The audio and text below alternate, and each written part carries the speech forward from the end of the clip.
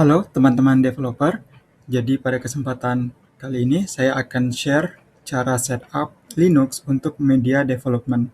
Nah, di sini saya sudah punya Linux Mint terinstall dan ini masih fresh, tidak ada aplikasi yang terkait dengan development ataupun sistem yang terkait dengan development yang biasa saya gunakan. Dan perlu diingat di sini saya hanya sharing eh, terkait dengan aplikasi ataupun sistem yang saya gunakan pribadi untuk development. Baik, kita langsung saja ya. Yang pertama saya akan ke browser dulu. Saya di sini akan install yang pertama itu nvm. Baik, jadi kalau teman-teman itu biasa develop aplikasi menggunakan Node.js ya, tentu teman-teman kan butuh package-nya atau aplikasinya itu ya. Nah, di kesempatan ini yang biasa saya gunakan itu saya menggunakan npm. Kenapa saya menggunakan npm? Karena untuk versioning-nya itu gampang. Dalam artian saya bisa dengan mudah eh, gonta-ganti versi Node.js. Jadi semisalnya teman-teman mau coba pakai versi LTS-nya atau mau pakai versi terbaru dari Node.js itu sangat mudah dengan menggunakan npm. Oke, jadi teman-teman silakan npm-nya dikunjungi ya websitenya. Nanti itu ke bawah sedikit ada di sini table of contents-nya itu pilih installing and updating. Nah, teman-teman tinggal pilih aja salah satu ini, sama aja sih. Saya copy dulu, kemudian saya buka terminal, ini saya gedein. Baik, kemudian saya paste di sini dan saya enter. Nah, ini dia akan install nvm ke dalam sistem home ya, home. Di sini kan kelihatan nih downloading npm a script to home, nama usernya, kemudian ada folder hiddennya nvm. Lalu di sini teman-teman akan dapat output seperti ini ya. Nah, ini tinggal teman-teman copy paste di terminal yang sama seperti ini. Jadi tinggal di paste, kemudian ini uh, sudah aktif begitu, sudah aktif ke dalam terminalnya ya, terminal sessionnya. Kalau teman-teman misalnya mau pakai nvm-nya langsung, jadi teman-teman bisa close dulu terminal sessionnya. Kemudian ini saya gedekan lagi sebentar. Ya, seperti ini. Kemudian ini saya coba clear dulu ya. nvm list. Ya, list perintahnya. Nah, di sini kan sudah kelihatan tidak ada Node.js yang terinstall. Jadi yang perlu saya lakukan pertama itu saya akan install versi LTS misalnya. npm install minus LTS. Begini. Nah, dia akan secara otomatis mendownload Node.js versi LTS yang terbaru, yang saat ini terbaru.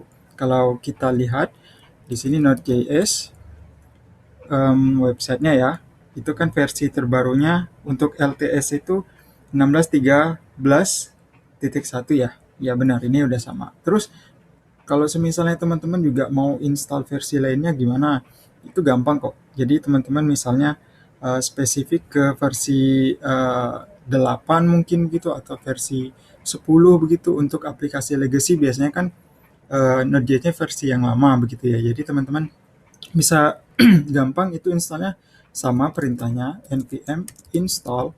Jadi teman-teman tentukan versinya, misalnya versi 10 begitu. Terus apa namanya, versioningnya berapa, misalnya versioningnya versi 3 dan untuk minor versioningnya itu mungkin versi 2, mungkin seperti ini. Itu hanya sebagai contoh. Jadi teman-teman nanti tentukan mau Node.js versi berapa yang diinstal, terus cara installnya seperti ini ya. Jadi seperti ini. Ini pun kalau saya coba lihat semisalnya di versi 12 aja mungkin ya. 12 di situ. Nah, di sini kan versi 12.22.8 gitu ya. Jadi saya install versi 12.22.8 seperti ini. Nah, dia akan install versi 12.22.8 berdasarkan package yang ada di Node.js itu sendiri yang sudah disediakan. Lalu kita lihat misalnya npm list seperti ini, akan ada dua versi yang sudah terinstall sebelumnya. Oke. Nah, panah ini menandakan versi sekarang ada versi 12 yang sedang digunakan. Kalau mau mau ganti, mau switch itu gampang kok. Perintahnya nvm. Ini saya coba clear dulu ya. nvm use versinya berapa tadi? Versi LTS terbaru itu di versi 16.13.1 ya. 16.13.1. Begini. Ya, sekarang Node di dalam sistem atau di dalam terminal juga itu sudah beralih ke versi LTS yang terbaru. Oke, kita sudah selesai dengan npm-nya, dan kalau teman-teman misalnya mau install package begitu, tinggal teman-teman running saja seperti biasa. npm install semisalnya pm2 begitu. Kita install secara global seperti ini ya. Nah, itu dia udah otomatis jalan. Baik, kita sudah selesai dengan Node.js, oke? Nah, yang kemudian,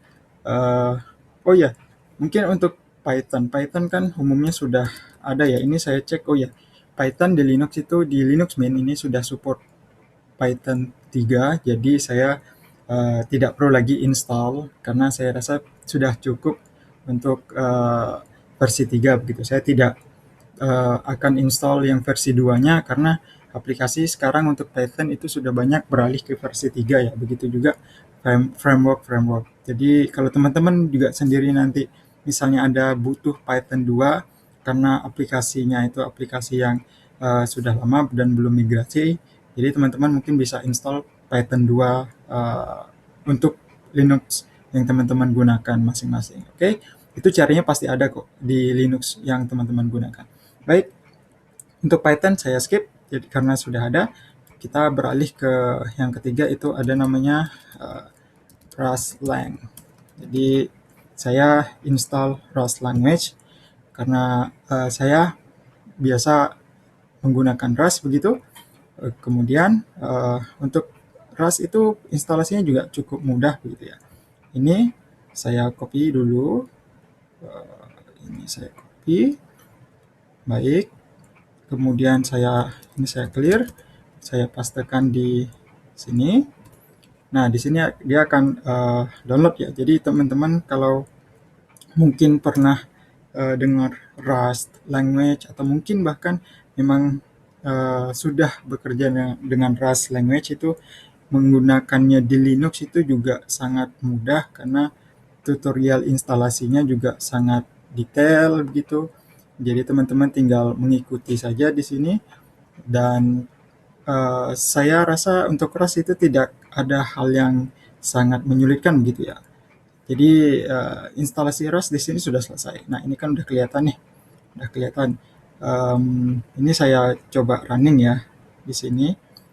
Kemudian tapi baiknya ketika nginstall seperti ini, itu shell-nya atau terminal ini kita close dulu ya. Jadi biar bisa running begitu. Tapi meskipun tadi kita sudah menggunakan perintah source untuk mengupdate environment session-nya ya, harusnya sih udah running. Tapi nggak apa-apa.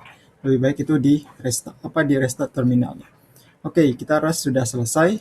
Kemudian ada satu sistem lagi yang saya butuhkan, itu adalah Docker. Ya, saya menggunakan Docker karena Docker itu cukup mudah bagi saya untuk mendevelop aplikasi. Jadi satu sistem itu sudah tercakup semua begitu, sudah tercakup semua dalam artian saya bisa dengan mudah menghandle environment untuk aplikasi yang saya bikin. Jadi tidak ada kayak nantinya, kok ini nggak bisa running ya di server production, kok ini nggak bisa running ya di laptopnya teman atau komputernya teman.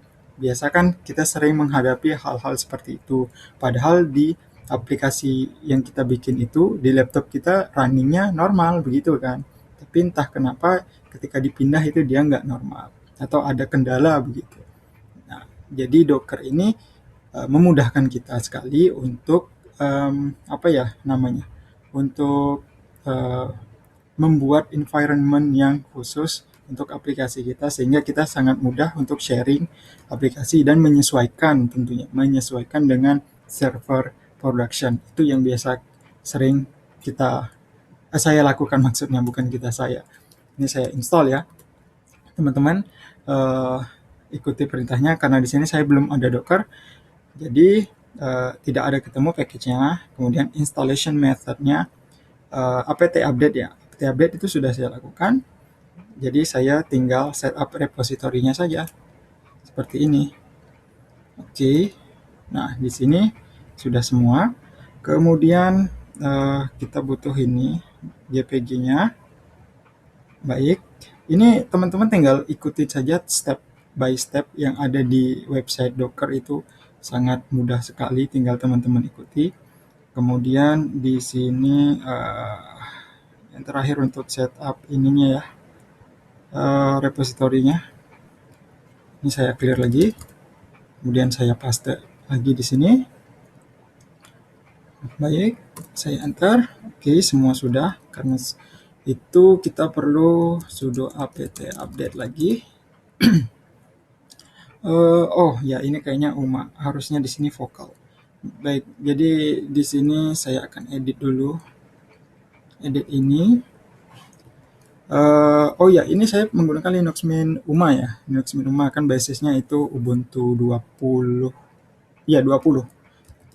Ini saya clear sudo nano. Saya paste di sini filenya. Baik, kemudian di bagian paling belakang itu ada version name-nya. Nah, UMA ini teman-teman ganti vokal. Ini kasusnya kalau teman-teman pakai Linux Mint ya. Jadi saya ganti vokal, kemudian saya update lagi. Ya, sudah berhasil jalan. Kemudian apt-get install package-nya. Baik, ini saya install. Oh ya, perihal Docker itu teman-teman mungkin bisa ke playlist di video ini ya. Di video, maksudnya di channel saya sudah ada sediakan, atau saya punya series mengenai belajar Docker, dan itu sangat sederhana sekali begitu. Jadi teman-teman mungkin bisa coba ke ini ya, ke channelnya ya. Lihat di situ bagian playlist, ada kok videonya, video belajar Docker. Dan itu saya rangkum atau saya ringkas sekali karena tidak menyeluruh mengenai seluruh fitur yang ada di Docker, tapi hanya sebatas untuk development saja, untuk development. Baik. Nah, di sini sudah terinstall sukses. Kemudian yang terakhir itu saya butuh Docker Compose. Nah, Docker Compose ini salah satu tools yang sangat memudahkan bagi saya untuk membuat kontainer-kontainer. Jadi dalam satu perintah itu saya sudah bisa menjalankan multiple container untuk aplikasi saya. Mungkin itu dari server, dari database begitu ya. Jadi ini sangat-sangat membantu bagi saya. Dan kalau teman-teman sadar, dari tadi saya tidak ada install database server, saya tidak ada install web server begitu. Ya, karena saya sudah menggunakan Docker. Karena saya sudah menggunakan Docker, saya bisa dengan mudah menginstall service-service tadi. Semisal saya mau install database MySQL, saya mau install web service, web server misalnya itu Nginx atau Apache dan lain sebagainya yang terkait dengan service-service seperti itu. Oke, jadi saya sudah running 2 perintah ini, saya tidak sadar, saya hanya copy paste. Ya, teman-teman itu bisa langsung ini aja, ikuti stepnya, pilih operasi sistemnya, sistem operasi maksud saya. Kemudian ikuti stepnya 1 sampai 2. Nah, di sini kan ada note, jika comment docker compose file after installation, check your path. Jadi saya tidak, kayaknya sih di sini ya ini normal ya, bisa saya running. Jadi saya tidak perlu menjalankan perintah ini. Oke, saya rasa sudah cukup dengan Docker Compose. Nah, kemudian tools atau aplikasi berikutnya yang perlu saya install itu ini, mungkin teman-teman sudah tahu, VS Code. Ya, salah satu text editor yang sangat memudahkan kita untuk membuat membuat aplikasi begitu, membuat aplikasi. Jadi saya perlu download dulu di sini. Oke. Dan kemudian satu package lagi mungkin yang teman-teman butuhkan itu Oh ya, ini ya, Insomnia download. Jadi Insomnia itu adalah HTTP client. Kalau teman-teman mungkin pernah menggunakan Postman begitu ya. Ya, ini mirip seperti itu. Bukan mirip sih, mungkin ya salah satu alternatifnya begitu ya. Nah, kenapa saya menggunakan Postman? Maksud saya menggunakan Insomnia karena Insomnia itu lebih ringan ya, bagi saya itu lebih enteng dan lebih ringan, sehingga saya menggunakan Insomnia ketimbang itu Postman. Meskipun ya teman-teman nggak ada salahnya sih menggunakan Postman juga nggak apa-apa, tapi saya lebih senang menggunakan Insomnia. Dan saya juga pernah kok pakai Postman, ya itu juga enak gitu karena ada fitur synchroningnya juga, terus ada uh, sharing output endpointnya begitu ya. Jadi teman-teman bebas mau pakai yang mana. Di sini saya pakai Insomnia. Kemudian saya install dulu ya VS Code-nya, saya install. Nah, di VS Code ini saya akan sharing apa sih extension yang sering saya pakai begitu untuk development di sistem saya begitu kan, di aplikasi yang saya buat itu apa saja sih. Untuk extension di VS Code itu sangat banyak sekali, dan saya rasa teman-teman juga punya punya ini ya, punya extension rekomendasi teman-teman juga yang atau mungkin teman-teman biasa gunakan begitu. Jadi saya di sini akan sharing juga apa sih yang biasa saya gunakan di VS Code yang saya pakai sebagai media untuk coding seperti itu. Oke, di sini Insomnia saya install dan tadi VS Code juga sudah berhasil diinstal. Kemudian saya rasa ini sudah cukup ya untuk aplikasinya. Tidak ada aplikasi lain yang perlu digunakan karena saya tadi sampaikan database itu saya tidak butuhkan. Kemudian web server juga saya tidak butuhkan. Bahasa pemrograman yang hanya saya butuhkan itu adalah Node.js dan Python yang sudah otomatis default terinstall. Dan yang terakhir itu Rust language. Oke. Baik, kita langsung ke ini sudah ada ya kategori development, dan sini ada Visual Studio Code. Baik, ini welcome-nya saya ini aja deh. Saya close. Kita langsung ke extension. Oke, di extension itu dia ada memberikan rekomendasi. Ini Docker saya install karena saya sudah menggunakan Docker di sistem dan sudah terinstall. Kemudian di bagian popular. Nah, di bagian popular ini ada Python. Jadi saya butuh Python. Kemudian itu Pylance. Pylance ini kalau nggak salah dia sudah built-in sebagai language server di VS Code yang terbaru ya. Jadi saya rasa ini tidak perlu diinstal. Oh, sudah terinstall juga ya. Oh ya, sudah terinstall. Jadi ketika install Python itu sudah terinstall. Lalu saya butuh ESLint. Ya, kita butuh ESLint untuk coding dengan JavaScript biar lebih memudahkan kita untuk mengetahui rules yang harus kita gunakan itu seperti apa sih gitu. Jadi ESLint saya install, kemudian Prettier saya install. Ya, Prettier ini ya teman-teman tahu lah, biar coding kita itu rapi gitu ya. Lalu untuk Rust itu saya butuh ini code runner. Jadi saya mau klik kanan run coding seperti itu. Dan kalau teman-teman pakai misalnya ini Vector, ini untuk Vue.js. Lalu saya juga butuh itu sebentar. Ini saya npm. Saya juga akan install npm. Nah, untuk React saya install juga. Jadi teman-teman bisa install npm, kemudian install React extensionnya, kemudian untuk Vector sebagai extension untuk Vue.js-nya, dan ada juga npm IntelliSense. Ini saya akan install. Kemudian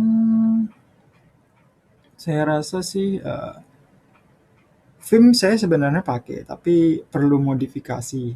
Maksudnya perlu konfigurasi untuk bisa menyesuaikan kenyamanan konfigurasi yang saya gunakan. Jadi saya skip saja karena saya rasa juga teman-teman tidak mayoritas menggunakan Vim begitu ya. Jadi itu opsional untuk teman-teman. Dan ini ada lagi TSLint. Tadi kan ESLint untuk JavaScript dan sini TSLint saya install juga. Sebentar, important TSLint has been deprecated. Oh ya, maaf. Ini kan sudah deprecated ya. Jadi tidak perlu diinstal lagi. Saya lupa.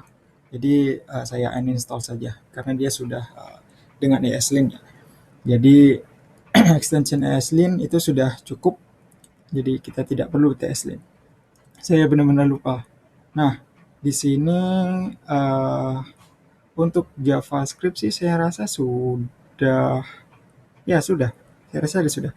Jadi kalau saya lihat di sini kode runner untuk Rust, Docker, kemudian ada React, kemudian ada ESLint, Python TSLint-nya itu sudah saya uninstall, tapi perlu reload. Ini saya reload dulu. Dan kemudian itu npm sudah, Jupyter. Saya rasa Jupyter saya tidak butuhkan karena saya sedang tidak bekerja dengan aplikasi atau project yang terkait dengan Jupyter ya, begitu. Kemudian untuk Python sudah, Python untuk Vue.js dan npm. Oke, nah di sini kan sudah. Kemudian saya butuh untuk Rust system, Rust environment. Yang pertama saya akan install Rust. Saya search di sini ada Rust Analyzer dan Rust. Nah, untuk Rust sendiri saya lebih pilih itu Rust Analyzer. Kenapa? Karena lebih performant, lebih kencang dan lebih ringan ketimbang Rust. Kalau teman-teman lihat di sini bintangnya 5 juga begitu. Ada 5 bintang dan 3 bintang untuk Rust sendiri. Dan saya ada baca itu mengenai Rust Analyzer. Saya nggak tahu valid apa enggak karena Rust Analyzer ini diinformasikan akan menggantikan Rust language-nya. Maksudnya itu dia akan menjadi yang utama nantinya sebagai Rust language servernya. Tapi saya nggak tahu itu valid apa enggak. Saya hanya ada sempat baca begitu ya. Sempat baca. Oke, untuk Rust Analyzer sudah. Kemudian saya juga butuh namanya itu kode LL. Kode LLDB. Jadi untuk ngedebug Rust. Jadi nanti di kodenya itu coding Rust akan ada debug dan run. Jadi ketika debug saya butuh package, maksudnya saya butuh extension ini. Lalu karena Rust itu kan pakai apa ya, toml language itu, jadi saya butuh syntax highlighting. Di sini saya install toml, getter toml. Oke. Mengenai syntax highlighting, saya sepertinya lupa sesuatu. Ya, saya butuh ini ya. Untuk web development, kok image? Maaf, bukan image, tapi bracket. Bukan bracket highlighter, itu sudah di ada settingnya sudah include di dalam VS Code, jadi tidak perlu lagi. Itu mengenai dengan highlighting itu saya mau install color, saya lupa nama. Color highlight ya, ini saya butuh ini. Jadi untuk web development kalau ada warna itu enak dilihat begitu ya, kalau untuk CSS begitu. Nah, saya install color highlight dan kita kembali lagi ke Rust environment-nya. Ini untuk bracket pair color, saya rasa teman-teman nggak perlu lagi install ya, karena sudah ada di setting VS Code sendiri, tinggal teman-teman aktifkan saja begitu. Itu di setting, kemudian saya rasa itu namanya bracket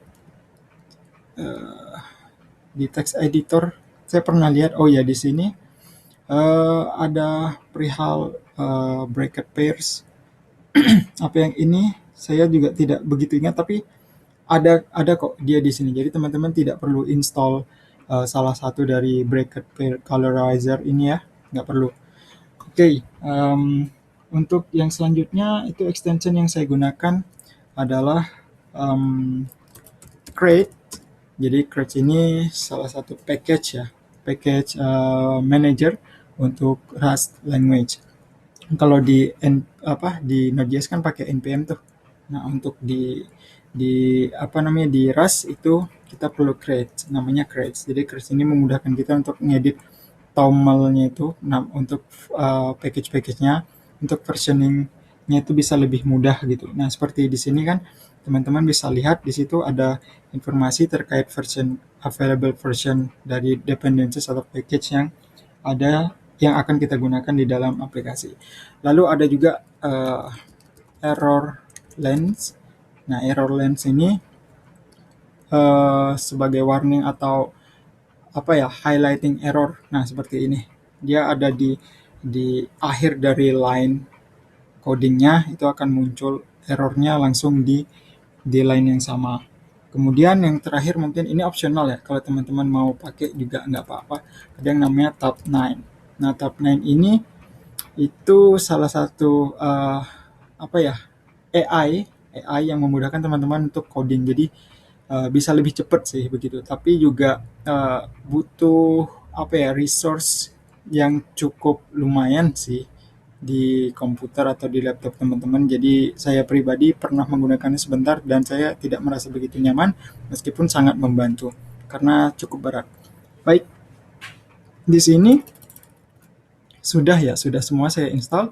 Nah, inilah beberapa di antara extension yang saya gunakan di dalam VS Code untuk saya pribadi. Saya mendevelop beberapa jenis extension. Maksudnya bukan saya mendevelop beberapa aplikasi dengan bantuan beberapa extension ini. Ya, itu lebih tepatnya. Jadi inilah dia extensionnya, ada Vector, Rust Analyzer, ada Python, Prettier, NPM, React, kemudian ada ESLint, Errorlens, Docker tentunya, kemudian ada Cratch, Color Highlight, kemudian Code LLDB untuk debugging Rust, ada Code Runner untuk running Rust, dan ada Better Toml untuk syntax highlight toml language ya. Oke, mungkin saya rasa itu saja. Jadi di sini Linux saya sudah ready untuk saya gunakan sebagai media development. Untuk saya pribadi yang biasa saya gunakan itu ada Python, ada Node.js, ada Rust. Dan teman-teman juga nantinya kalau misalnya ingin menggunakan Linux sebagai media development itu cukup mudah kok. Jadi teman-teman tinggal install sesuai dengan yang teman-teman inginkan. Itu apa saja sih package-nya, apa aja sih sistemnya. Kalau saya di sini sudah mencakup dengan Docker sendiri, itu sudah sangat lengkap, bahkan Node.js pun ada di dalam Docker. Jadi itu sangat mudah bagi teman-teman. Jadinya teman-teman saya harap mungkin bisa menggunakan Docker juga, karena terus terang saya sampaikan Docker itu benar-benar sangat membantu ketika mendevelop aplikasi yang bisa running dimanapun, karena dia menggunakan satu environment mereka sendiri. Oke, mungkin demikian dulu ya videonya, sharing saya mungkin ya juga tidak begitu banyak, dan mungkin juga teman-teman bahkan sudah mengerti, tapi dari saya sendiri itu Linux Mint saya pilih karena dia sangat stabil dan sangat hampir minus masalah begitu ya. Bagi saya itu di laptop saya itu hampir tidak ada masalah, bisa dikatakan nggak minusnya itu hampir tidak ada begitu. Dan saya sangat suka dengan Linux Mint karena dia stabil. Jadi teman-teman juga bebas tentukan Linuxnya mau pakai Linux distro apa, dan untuk instalasi sistemnya bisa teman-teman sesuaikan berdasarkan Linux yang teman-teman gunakan. Jadi demikian ya, Linux sebagai wadah development bagi saya yang saya share di sini. Semoga ini videonya membantu bagi teman-teman. Terima kasih. Saya akhiri di sini. Sampai ketemu di video selanjutnya.